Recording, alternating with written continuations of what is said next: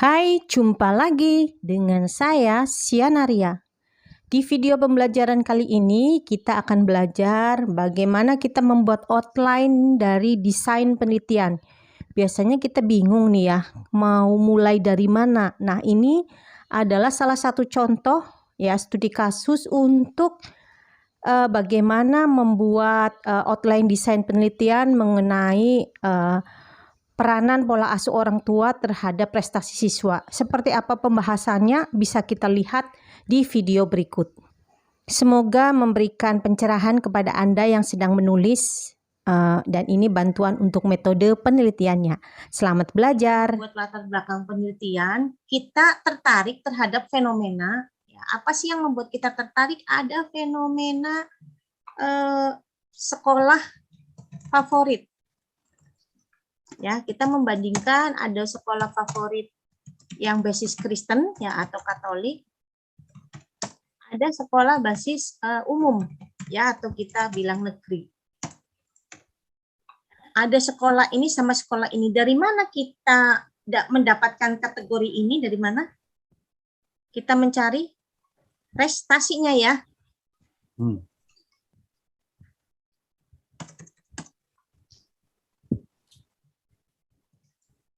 Prestasi. Dari mana kita dapat prestasi? Biasanya dari nilai kelulusan. Setuju? Ya, betul. Misalnya ya, kita khusus ke SMA. Karena kalau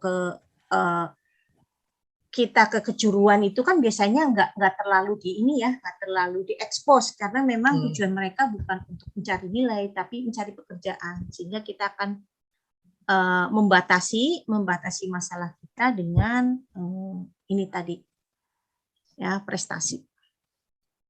Kemudian dari sini ya kita tertarik ya, kemudian ada pendapat ahli yang mengatakan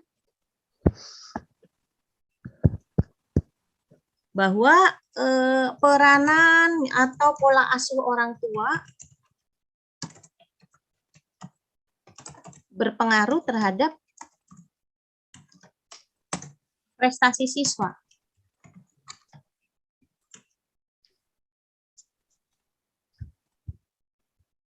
Ya.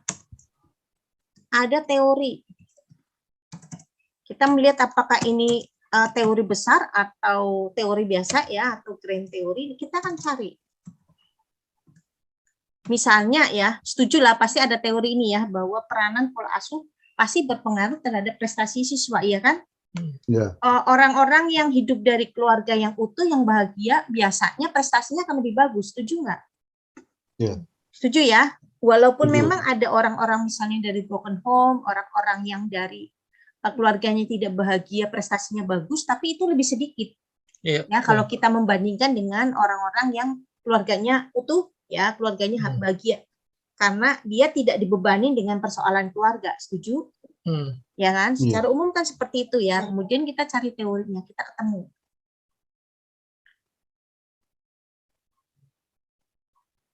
Ya.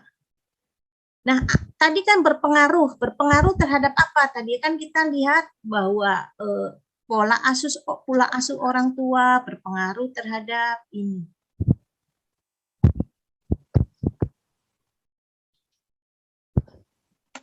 Ya, berpengaruh terhadap prestasi atau nilai kelulusan. Ya. Bagaimana kita melihat pola asuh orang ini dengan orang ini? Ya, ini kan mungkin dia punya pandangan yang umum tentang pola asuh, sedangkan yang Kristen Katolik ada pola asuh dari ulangan.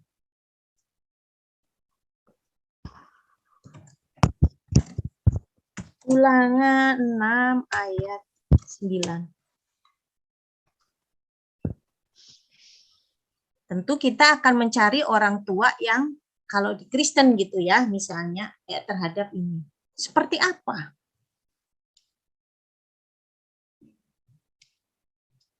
Ini kan sesuatu yang umum atau yang universal nilainya.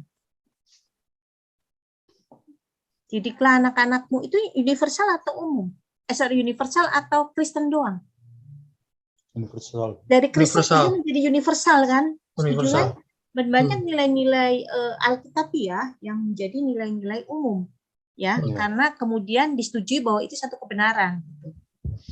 Ya. Nah, ini kita melihat. Nah, nanti kita akan mencari sampelnya, tinggal kita belajar mencari sampel. Sudah ketemu, berarti tinggal kita membuat apa yang dinamakan dengan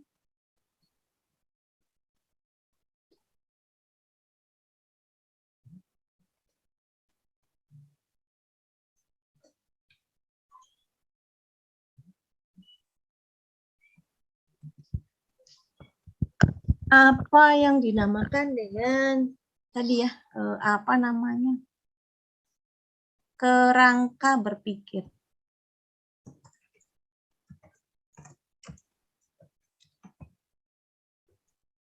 Kita membuat kerangka berpikir. Sorry. Kok lari ke sini?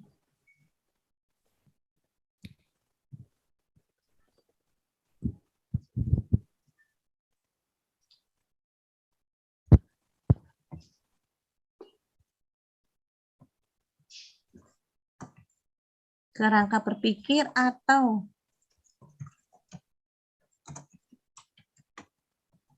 desain penelitian.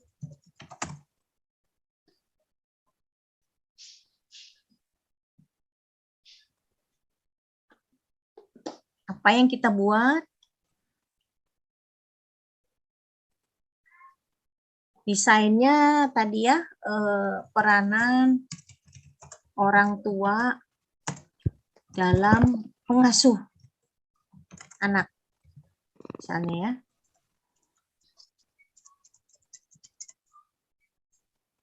Kemudian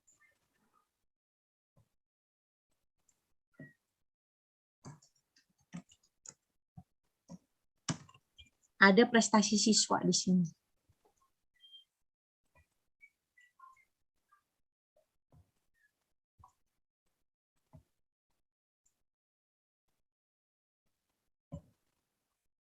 Apakah peranan orang tua? Berarti kan kita bicara pola asuh ya. Nah, kita menjabarkan pola asuh itu apa aja? Ya, sebagai variabel X, variabel Y apa pola asuhnya? Supaya dia berpengaruh terhadap prestasi siswa. Nah, kita menjabarkan dulu ini dari sini ke sini. Karena kan pola asuh ini kan sesuatu yang umum ya, peranan orang tua atau pola asuh itu kan masih umum sifatnya. Apa itu pola asuh? Ya, prestasi siswanya nanti kita batasi tadi.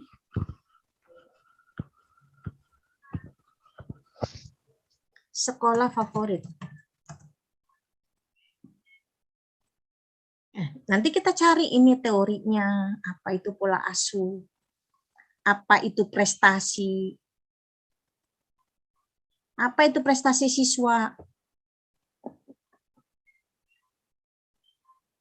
Prestasi adalah menurut ahli ini, ahli pendidikan, prestasi siswa adalah bla bla bla bla bla.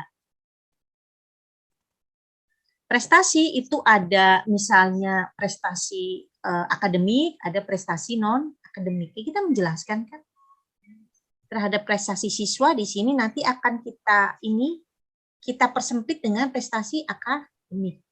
Bahwa penelitian kita dibatasi dengan prestasi akademik.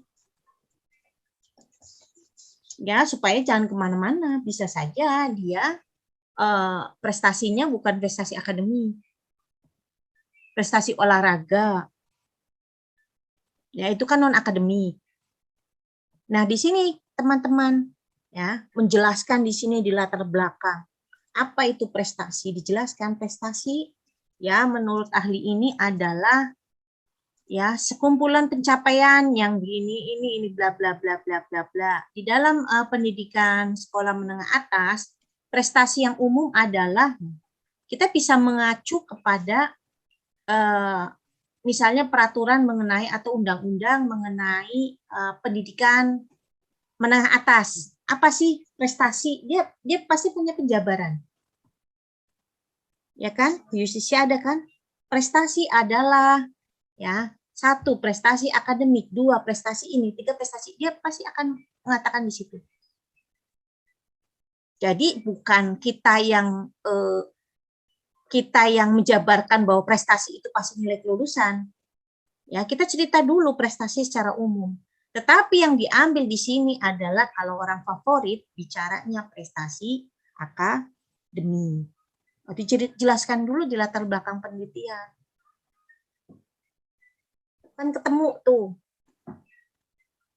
bahwa menurut teori ada peranan pola asuh orang tua terhadap prestasi siswa.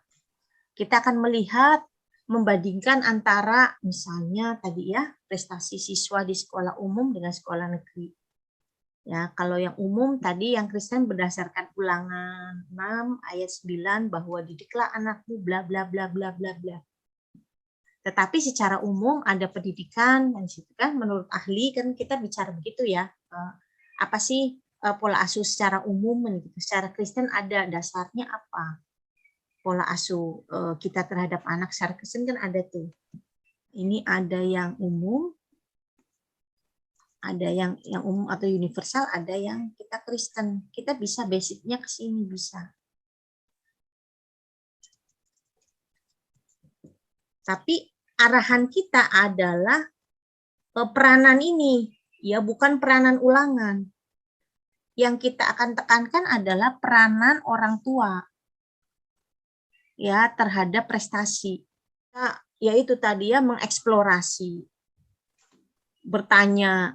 Ya, menurut kita mencari informannya, misalnya dari kepala sekolah kita wawancarai, Pak, menurut Bapak bagaimana sih peranan orang tua? Apakah di sini ada paguyuban orang tua?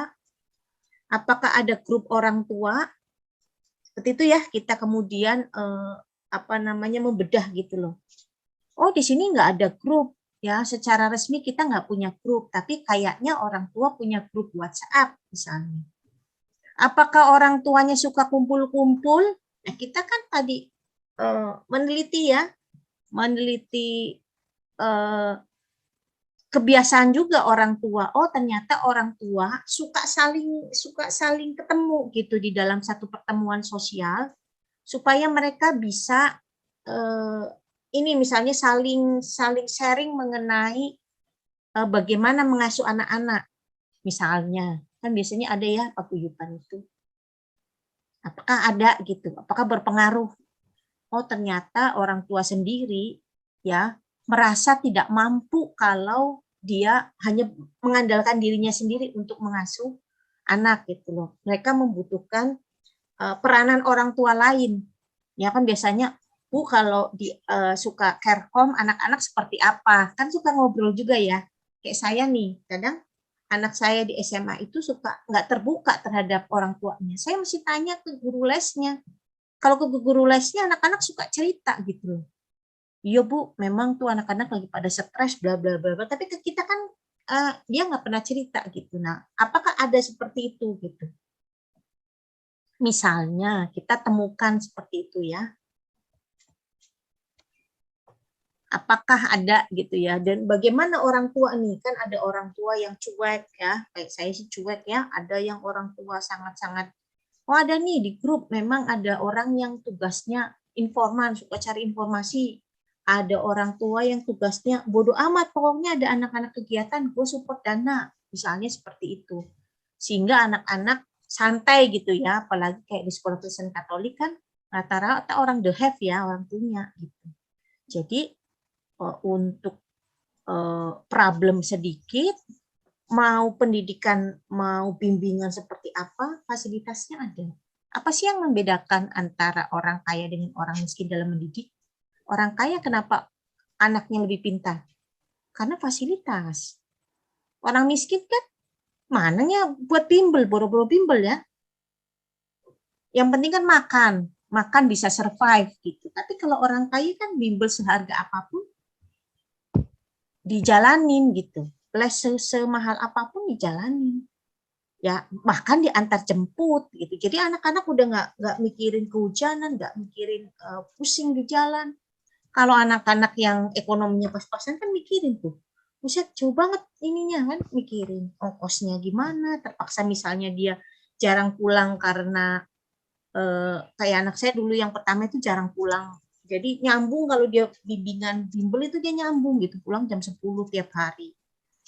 Ya, cemas juga gitu. Tapi kan kemudian apa yang dilakukan orang tua ya terhadap tadi masa SMA kan ada masa kita melihat ada nggak di situ masa pemberontakan anak-anak, di mana anak-anak misalnya tadi ya lebih suka ini terhadap lebih suka terbuka terhadap temannya, lebih suka terhadap gurunya ketimbang terhadap orang tua. Itu kan bukan berarti pola asuh orang tua salah, betul nggak? Tapi memang masanya berbeda. Ini kan kita ngomongin remaja, ya. Pasti perlakuannya akan berbeda kalau kita ngomongin prestasi terhadap anak SMP. Ya, kalau terhadap anak SD agak sulit. Ya, kalau anak SD itu kan peranan orang tua tuh gede banget gitu. Dibanding dengan yang sudah menengah atas ya, orang tua biasanya sudah mulai mengurangi. Kan nggak mungkin dia ngerjain tugasnya kan. Udah nggak nyampe otaknya. Tapi kalau SD masih dia untuk kerjain tugasnya masih gampang. SMP orang tua yang pendidikan tinggi agak tinggi lah yang bisa ikut bantu-bantu ngerjain PR-nya anaknya. Tapi kalau SMA nggak ada ya. Itu polanya kan akan berbeda di sini. Nah, ini yang mau kita gali. Ya, bahwa di sini ada apa sih yang terjadi dengan siswa.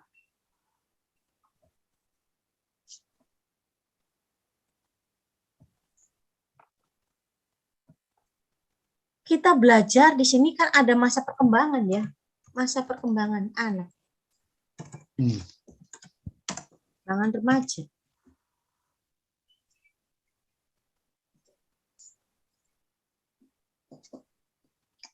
Ya, bahwa anak-anak ya pada masa remaja ini ya yang mereka lakukan adalah mereka suka grup ya, suka geng gitu ya. Nah, kita melihat ini bahwa misalnya oh ternyata orang-orang pintar akan bertemu dengan anak-anak pintar gitu kan. Yang istilahnya yang minatnya sama ya. Yang kita kan lebih suka ada di grup yang pola minatnya sama gitu ya. Sama-sama tukang makan, ngumpul tukang makan. Kan begitu kita kumpul, yang kita omongkan apa? Makanan. Tapi kalau kita di geng anak pintar, gitu kumpul, ngomongin tugas lagi kan gitu. Ya, tapi ketemu grup yang sosialita ya pasti ngomonginnya mode gitu. Geng grup anak cowok gamers ya ngomonginnya game gitu. Nah, kita kan di sini. Kita jangan melupakan ini. Ada masa perkembangan remaja yang harus kita teliti. Karena akan mendapatkan pola asuh yang berbeda. Tapi dari sini kita sudah mendapatkan kerangka.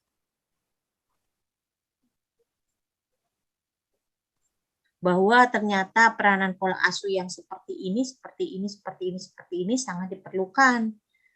Supaya prestasi siswa meningkat, karena kita tahu tadi siswa ini adalah remaja yang misalnya dalam proses jati diri gitu ya, di mana dia sudah ingin lepas dari orang tua, tetapi orang tua tetap merasa orang sampai punya anak aja tetap dianggap anak kan, seberapa jauh campur tangan pola asuh orang tua.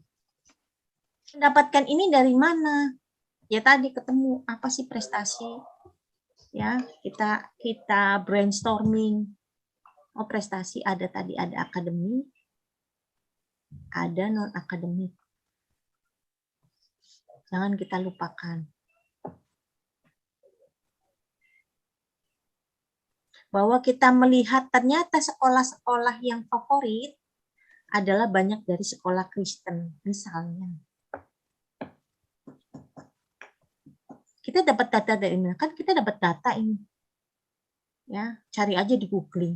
Biasanya ngeluarin kok dari Pemprov gitu ya, biasanya dia ngeluarin dari Dikbudnya ngeluarin prestasi, nanti dicari supaya kita tadi ketika kita memilih sekolah favorit ini kita nggak salah, ada dasarnya, ada datanya, nggak cuman kata orang BPK penabur, jangan kata orang, tapi mana prestasinya, prestasi akademiknya ya, kita bicara prestasi akademik. Tapi kalau kita misalnya yang mau kita teliti terhadap prestasi olahraga, terhadap atlet-atlet, pasti akan berbeda lagi ceritanya. Iya. Betul nggak? Iya, betul. Ya, groupingnya mereka beda. Tadi orang tuanya ketemunya jarang gitu, orang yang prestasi olahraga itu satu sekolahan jarang. Biasanya dia sudah antar sekolah. Orang tuanya ya, dia akan mencarikan bagaimana sih mencetak atlet. Orang tua yang punya anaknya atlet itu berbeda dengan orang tua yang anaknya ini tadi prestasi. Ya, kalau prestasi di sekolah kan jelas kita. Ya paling lomba-lomba di situ kita masih ini semua atas nama sekolah. Tapi ketika anak kita adalah atlet, ini butuh dukungan orang tua yang lebih. Gitu. Orang tua yang atlet pasti punya pikiran yang berbeda. Gitu. Betul nggak terhadap orang tua akademik? Orang tua akademik pasti lebih santai ketimbang atlet karena atlet mau makan apa. Tapi biasanya orang tua atlet anaknya atlet, itu karena kan dia udah tahu jalurnya. Iya betul. Udah tahu jalurnya. Oh kalau atlet lari ke sini ke sono supaya duitnya nggak banyak harus begini begono gitu. Saya ngalamin ketika adik saya itu jadi atlet tenis lapangan ya. Bagaimana mesti jalan-jalan terus gitu. Ya cerita kita punya grupnya ya grup itu tadi. Gimana caranya harus nemenin keluar kota, sering kan berarti sering izin gitu. Nanti jadi apa gitu. Dan ketika adik saya ini kemudian kuliah, lulus ya. Kebetulan kerja di Bank Mandiri juga dia ngambilnya dari prestasi olahraga gitu. Memang prestasi akademiknya bagus tapi ngambil dari prestasi olahraga. Begitu olahraga dia ketemu kepala cabangnya, dulu dia ditaruh di Cilacap ya. Jadi dia suka ngelatih itu ya. Biasanya kan kalau bos-bos itu mainannya lapangan tenis ya. Nah, dia ngelatih kepala cabangnya. Terus tinggal bilang gitu, kamu maunya apa? Bisa nggak Pak saya dipindahin Pak pulang kampung? Udah diatur, pulang dia ke Tegal. Dari mana? Dari olahraga. Ya pasti orang tuanya kan berbeda. Ada privilege-nya berbeda gitu. Ketimbang yang kita prestasi mungkin nggak itu ya gitu. Tapi kalau kita tadi olahraga memang tadi olahraga tenis lapangan itu kan olahraganya bos-bos gitu. Ya jarang sih anak kalau selain golf ya. Kalau golf itu kan kadang harus di kota-kota besar. Kalau kota-kota kecil kan ketemunya udah sedikit ya, dan orang yang main golf juga sedikit, hanya bos-bos atas aja. Tapi kalau tenis lapangan itu rata-rata yang bonafit ketimbang bulu tangkis. Kalau bulu tangkis kan semua orang ngambil bisa, lebih mudah ya. Kalau tenis lapangan raketnya aja minimal 1 juta, itu bisa berapa kali tepok hancur gitu ya. Kayak adik saya itu sepatu itu 1 bulan habis pasti. Itu nggak bisa sepatu murah, sepatunya harus mahal karena makan lapangan, pasti itu tadi pola asuhnya akan berbeda. Saya bukan dari keluarga yang kaya, ya ibu saya harus ngatur gitu loh, gimana caranya dia tetap berprestasi. Ya ikut ini gitu ya, coba beasiswa ini, coba beasiswa itu, kan begitu. Pola asuhnya, ini kita bicara pola asuh. Tadi karena kita membatasi terhadap prestasi akademik. Jadi ketika kita ngomong prestasi juga tidak bias. Ya, tidak bias. Karena kita menjelaskan di latar belakang pendidikan. Memang di judul kita nggak usah bilang prestasi akademik, nggak usah. Peranan orang tua atau peranan orang tua terhadap tadi prestasi siswa di 2 sekolah negeri misalnya. Misalnya kita perbandingan pola asuh orang tua terhadap prestasi siswa. Ya, studi kasus di SMA basis Kristen dan sekolah umum favorit misalnya, itu baru kita cerita di sini bahwa penelitian kita prestasi itu dibatasin dengan prestasi akademik dan dibatasin dengan misalnya di Jakarta Barat kah ya, kita membatasi, ketemulah,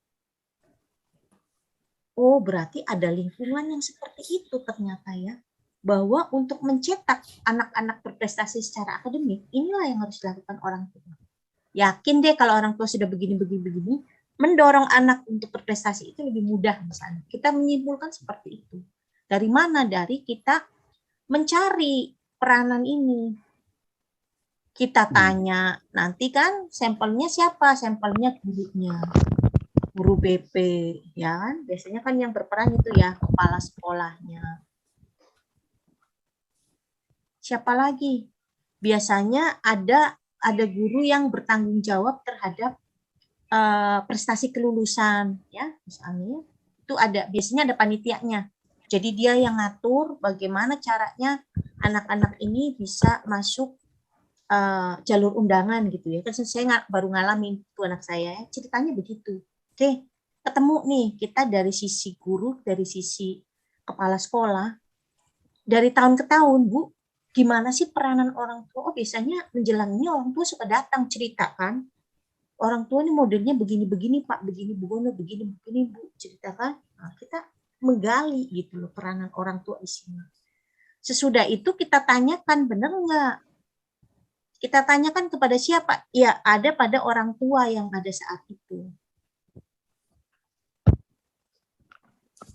Yang memang misalnya siswanya berprestasi, atau kita menganggap sekolah itu kita anggap sebagai populasi gitu ya. Jadi kita mungkin tidak membatasi yang prestasinya tinggi. Kita bisa mengambil secara acak. Pokoknya dianggap kalau dia masuk ke SMA favorit itu dianggap udah pinter misalnya. Dianggap kita udah berprestasi. Boleh nggak? Boleh. Kita tanya terhadap orang tua. Kemudian kita tanya juga kepada anak-anak. Kalau anak-anak SMA kan di wawancara sudah bisa menjawab ya. Sudah bisa memberikan gambaran ya. Kalau kita tanya kepada anak SMA kan biasanya sudah bisa menjelaskan. Iya. Setuju nggak ya? Setuju. Dibanding dengan anak SMP gitu, masih kurang fokus. Kalau ini kan mereka sudah tahu gitu, lulus mau kemana, cita-citanya mau apa. Mereka sudah mulai fokus, sudah bisa menilai orang tua saya sih begini begono gitu, dan lebih fair ketimbang anak yang SMP misalnya. Ya kita bisa cari tadi ininya adalah selain orang tua, kita bisa ngambil siswa. Apakah kita merasa cukup tidak dengan kira-kira gambaran ini tadi, key informannya cukup enggak? Karena kan kita tadi penelitiannya mau deskriptif. Ini lama loh, nggak bisa cepat ini. Untuk ketemu sama orang ini, ketemu kuncinya, guru kuncinya itu kan tidak semudah kita datang ke sekolah tuh sama Bu ini tuh sama Bu ini, enggak kan? Mungkin PIC-nya si A, tetapi yang lebih tahu mungkin si B. Artinya kita ganti informan.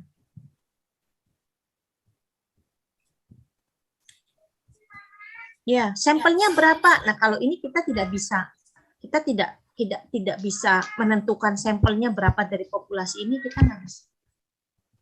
Karena yang tujuan kita adalah mendapatkan gambaran mengenai tadi peranan orang tua. Apakah dengan 5 orang tua cukup? Cukup tidak? Tadi kita cross check juga ya, kan biasanya hampir senada antara guru menggambarkan tentang orang tua, guru menggambarkan siswa, ya kepala sekolah menggambarkan orang tua, menggambarkan peranan. Ada juga kan di sini peranan guru menggambarkan peranan orang tua. Kan kepala sekolah harus ceritain. Pasti dia pernah dengar kan keluhan-keluhan orang tua. Menggambarkan pola asuh yang kita dapatkan dari teori-teori itu. Ada nggak sih? Orang tua model apa sih? Oh, ternyata rata-rata orang tuanya semua misalnya orang-orang yang punya harapan tinggi ya, ekspektasinya tinggi. Pasti kan orang tua yang mau anaknya difavorit kan harapannya tinggi. Kalau bisa kamu masuk ini loh, kayak saya kan gitu. Kalau kamu masuk ini begini.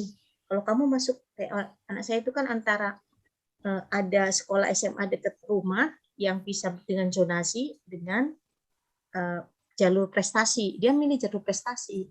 Saya bilang kalau kamu zonasi, kamu lebih mudah jadi ranking 1 di sekolah dekat rumah daripada kamu prestasi. Kamu harus mengalahkan mereka.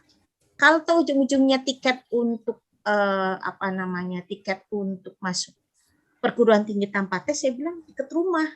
Kamu mending jago di situ gitu. Jago di antara anak ayam gitu loh, daripada kamu jago di antara jago. Kamu setengah mati, berani enggak gitu. Misalnya ya punya seperti itu. Tapi ada orang tua yang ngotot, enggak, saya mah maunya favorit. Gimana dia berjuang, gimana gitu ya.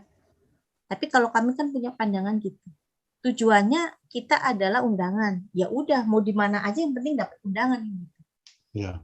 Walaupun mungkin di sekolah yang ini kurang favorit ya. Begitu dari SMA mana? SMA sebelah rumah. Kan orang bilang gini, zonasi ini gitu. Ya kan? Kita kan kalau anaknya sekolah karena zonasi dengan prestasi pasti beda dong angkat kepalanya, betul nggak? Iya Pak. Ya betul. Kayak saya tanya, anaknya kuliah di mana? Kan langsung kenceng Pak, jajaran gitu kan sambil agak-agak ini dinaikkan. Iya kan Pak, jajaran gitu. Sampai nggak bisa balik lagi gitu. Itu orang tua gitu. Nah ini kita coba kita kita telusuri, yaitu tadi ya kualitatif, menggali sampai kapan nih, sampai kita benar-benar merasa cukup gitu mendapatkan gambaran mengenai pola asuh.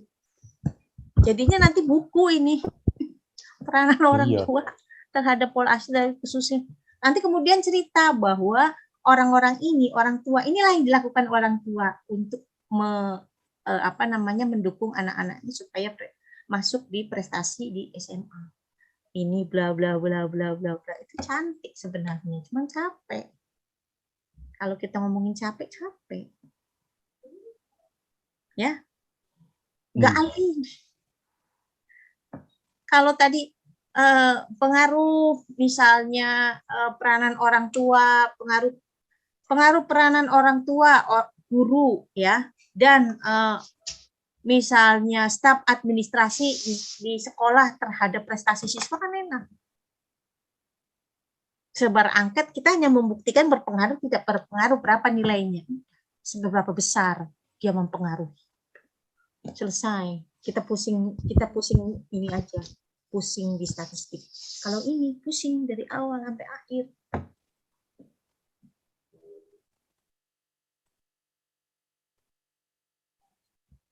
Tapi ya itu tadi, ada kepuasannya ketika kita mendapatkan, dan mungkin ini jadi bahan rujukan gitu ya untuk orang tua. Di sini kita tinggal bikin buku kan mudah sekarang, paling kita butuh 1 juta aja kita bisa ngeluarin buku. Berdasarkan penelitian ya, pasang ini di Facebook gitu ya, siapa yang mau pesan buku, kan kita kasih covernya aja mengenai peranan pola asuh orang tua terhadap prestasi siswa, jelasin. Pingin nggak anaknya masuk sekolah favorit? Gimana sih caranya? Beli bukunya ya, teman-teman. Seperti itu. Ketimbang tadi bikin secara kuantitatif itu ya, pengaruh pola asuh, pengaruh pendidikan, cara mengajar guru misalnya ya, atau pengaruh lingkungan sekolah terhadap prestasi siswa, orang nggak tertarik gitu loh kalau orang tua. Kalau secara penelitian, iya, berpengaruh ya, berapa persen di sekolah situ kan gitu. Oh ternyata di sekolah itu yang paling berpengaruh itu lingkungan. Jadi mereka itu bisa berprestasi karena lingkungan sekolahnya nyaman. Ya, sekolahnya ada AC-nya, hijau-hijau, ya, nggak terlalu ketat, banyak ekskulnya, misalnya. Ya kan? Hanya membuktikan saja kalau kuantitatif itu hanya membuktikan hipotesis kita. Kalau ini mencari hipotesis. Seberapa besar peranan orang tua? Apa yang dilakukan orang tua? Pasti akan berbeda ya tadi ceritanya antara yang berprestasi dengan yang beda. Atau kalau kita pusing misalnya yang umum kita coret saja, kita khusus ke sini, itu juga udah dalam ya. Kalau ini membandingkan nanti ke S3 ini. Jadi ini teman-teman sudah dapat ini, kemudian membandingkannya dengan yang sekolah umum, pola asuhnya. Beda, sama tuh beda. Kalau ini udah enak, udah ke Kristen Katolik. Nah, nilai-nilainya tadi ya kita lebih fokus ya nilai-nilainya. Nilai-nilai basic Kristen. Walaupun ada yang bukan Kristen ya, kita anggapnya tetap mereka adalah orang Kristen kan gitu ya. Walaupun ada Muslim, ada Buddha di situ. Tapi kan karena dia basisnya Kristen, kita nganggapnya Kristen. Ketika kita ngambil sampel ya, kita membuang yang non Kristen kan gitu ya misalnya. Ya pasti.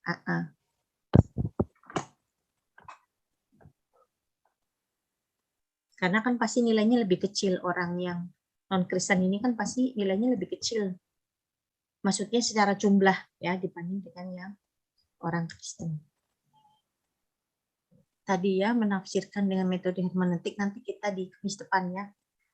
Yang mau itu ya kira-kira teman-teman punya gambaran misalnya mau membedah satu perikop Alkitab tertentu ya dengan tema tertentu. Nah, teman-teman bisa menyiapkan. Adanya kita cuma dituntun dengan pikiran kita. Kalau kuantitatif itu jangan dituntun dari kita gitu ya. Kita dituntun di lapangan, apa sih yang terjadi? Kalau kita dituntun dengan diri kita, ya nanti kita mendapatkan pola asuh itu menurut kita gitu. Ini kan kita nggak punya gambaran gitu ya. Cuman kita mungkin ada penelitian awal ngobrol-ngobrol, oh begitu gambarannya, oh ya. Kan apalagi misalnya kita belum pada fase kayak misalnya kayak saya mungkin melakukan penelitian ini, saya udah pada fase punya anak sebagai orang tua yang sudah SMA gitu ya, itu masih lebih enak gitu. Kalau yang belum kan masih mengira-ngira gitu lah, hanya berpikir mungkin dari teman, dari ponakan yang cerita mengenai tadi yang ini yang kita teliti. Bu, bagaimana caranya ya kalau kita sudah berjalan nih, tiba-tiba di tengah itu rasanya, waduh ini akan meluas, semakin besar ini. Dari awal sudah dibatasi, Pak. Oh, dari awal ya? Iya, dari awal. Seperti ini kan sebenarnya dari awal sudah kita batasi. Prestasi itu, akademik, itu kan pembatasan. Ya. Kalau kita membiarkan prestasi ini kita loss, nanti ketemunya yang non-akademik. Jadi jelas kan kita prestasi itu akademik. Ya, bahwa kita basicnya sekolah favorit Kristen Katolik udah batasin ke situ. Sekolah Kristen Katolik itu kita batasin dengan yang berprestasi. Ya kita cari sekolah yang memang tadi ya selama misalnya sekian berturut-turut adalah dengan nilai lulusan paling tinggi, yaitu yang kita ambil, kita searching datanya. Tadi pola asuh apa yang terjadi dengan pola asuh ini kita tanya ini. Bisa saja kita tambahin pakar psikologi ya, psikologi perkembangan remaja, atau kita tanya pakar pendidikan boleh. Apa sih pendapat mereka tentang peranan orang tua nih? Yang perlu kan kita di sini. Bahwa ada grand teori ya yang mengatakan bahwa peranan pola asuh orang tua itu berpengaruh terhadap prestasi siswa. Itu grand teorinya ya. Teori besarnya gitu. Tapi apakah para ahli pendidikan mengatakan hal yang sama? Nah, kita bisa cari. Menurut profesor ini yang ini tentang pendidikan bahwa memang ya, dan dari penelitian sebelumnya kita mendapatkan bahwa kan pola asuh ini sangat berpengaruh ya. Ada beberapa penelitian yang telah yang telah meneliti mengenai pola asuh. Tapi saya tidak mengikuti ini karena ini yang membedakan saya dengan penelitian sebelumnya apa? Pasti ini sudah pernah ada. Ini yang kita lakukan itu bukan hal yang baru. Pasti sudah ada. Kecuali kalau kita menemukan obat vaksin, nah itu memang belum pernah ada gitu kan. Kita nemu, ya kita bilang gitu. Tetapi kan metodenya meneliti, menemukan vaksin-vaksin itu kita ambil metodenya. Bahwa yang kita temukan itu hal yang baru, vaksin COVID-19 itu yang berbeda, tapi metodenya kan sama. Kita menggunakan. Bahwa sifat-sifat vaksin ini, karena sifat-sifat penyakit ini kan kita ada penelitian sebelumnya yang jadi referensi. Nggak tiba-tiba ujuk-ujuk kita punya metode menemukan vaksin COVID-19 kan ya. Semua sudah pernah ada. Tetapi mungkin agak berbeda mencari cara perlakuannya misalnya. Kalau ini sudah ketemu, nanti kita tadi ketemu metodenya ya, sampelnya apa yang kita ambil, kita tinggal cari aja di teori, di jurnal-jurnal sebelum. Kita bisa mengkombinasikan misalnya, ternyata dari metode peneliti A itu kurang dalam, ya B kurang dalam. Nah, saya mau menggabungkan antara metode penelitian di A dan B misalnya. Boleh. Itu berarti penelitian kita akan lebih dalam. Nah, itu mungkin kita sesuatu yang baru. Tapi kan metodenya sudah ada gitu. Maksudnya pengertian baru tentang hal ini. Gitu. Tapi metode yang lain, misalnya tentang pengambilan sampel apa kan semua sudah pernah ada. Bukan yang baru masalah penelitian ini. Metode itu kan sudah lama. Cara ya. Cara kita makan, ada yang dengan sendok, dengan tangan. Saya mau satu pakai tangan, satu pakai sendok, boleh? Boleh. Tapi kan metode itu sudah ada. Bahwa makan itu dengan tangan, makan itu misalnya dengan sendok. Bahwa akhirnya saya menggunakan tangan dan sendok itu lebih mudah, misalnya tangan tambah sedep, sendok itu buat kuah misalnya. Atau cara makan itu dengan gelas, ada ya. Saya kaget ketika pulang kampung, kemudian sop dimasukkan ke gelas, kemudian orang minum sop dengan gelas, gitu. Saya tercengang. Seperti itu ya, misalnya. Ya. Fenomena ya, ini kan fenomena yang ada di lapangan ya tentang orang tua, pola asuh orang tua. Ini kan di kota besar pasti akan berbeda ya ketika kita meneliti di Jakarta ya dengan mungkin kita meneliti di daerah pasti akan beda. Di daerah pun di Jakarta di pinggiran, kemudian di daerah Kristen, di daerah yang metropolitan pasti kan akan berbeda. Daerah Kristen ya atau daerah yang kantong Muslim kan pasti akan berbeda. Bahwa mereka misalnya mengejar sekolah banyak ke Kristen Katolik karena misalnya ya ada perlakuan yang mungkin secara psikologis mereka kurang suka negeri misalnya. Peneliti ini kan harus objektif ya.